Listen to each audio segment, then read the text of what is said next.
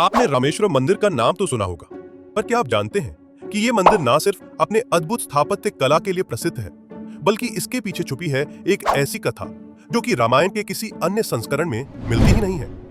ये कहानी हमें लेकर जाती है उस वक्त में जब प्रभु श्री राम ने रावण की लंका पर चढ़ाई करने से पहले भगवान शिव जी की आराधना करी थी और सीता माता ने मृत से शिवलिंग स्थापित किया था। आज हम आपको इस अनसुनी कहानी के साथ साथ रामेश्वरम के अद्भुत रहस्यों और इसकी अनूठी द्रविड़ शैली से भी रूबरू करवाएंगे, तो वीडियो के अंत तक बने रहिएगा।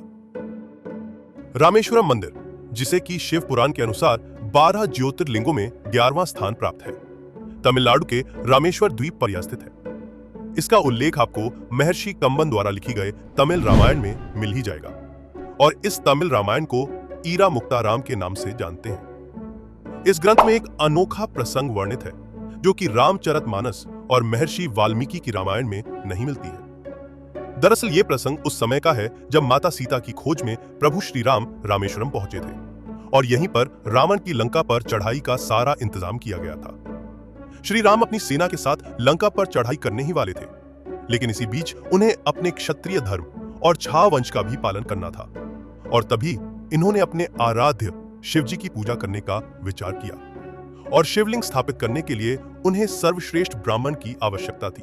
तभी भगवान श्री राम ने जामवंत जी से कहा कि हमें एक ऐसे ब्राह्मण मन की जरूरत है जो कि शैव और वैष्णव दोनों का मेल हो।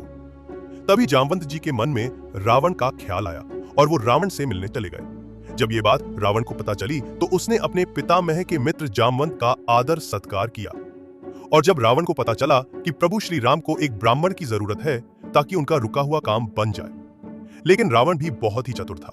उसने कहा कि वो ऐसे मर्यादा पुरुषोत्तम का जजमान बनने के लिए तैयार है और तभी रावण माता सीता जी को ये सब बताकर पूजा संपन्न कराने के लिए विमान में ले जाता है, क्योंकि बिना पत्नी के वह यज्ञ अधूरा था और ये बात रावण को भली भांति पता थी।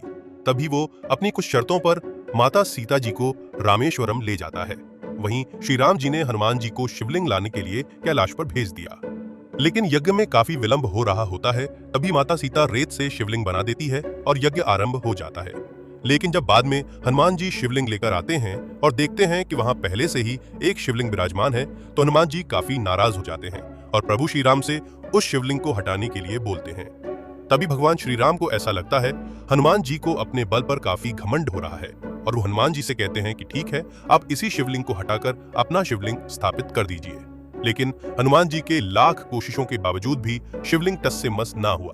तभी श्री राम जी हनुमान जी को एक वरदान देते हैं कि उनकी शिवलिंग भी यहीं पर विराजमान होगी और लोग उसको भी पूजेंगे और तभी से रामेश्वरम मंदिर में 2 शिवलिंग स्थापित हैं।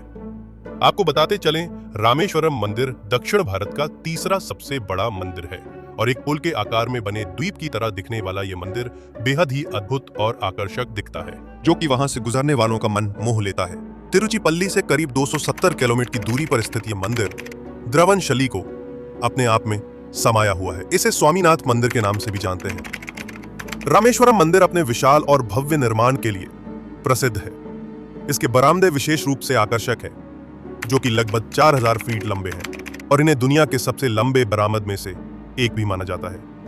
वहीं अगर मंदिर के अंदर की बात करी जाए तो यहाँ पर शिवलिंग के दाहिनी ओर विराजित माता पार्वती का श्रृंगार हर्ष कुंवार बड़े ही हर्षोल्लास के साथ किया जाता है। रामेश्वरम की एक गगनचुंबी इमारत कोने कोने से द्रवणशैली का बखान करती हुई नजर आती है।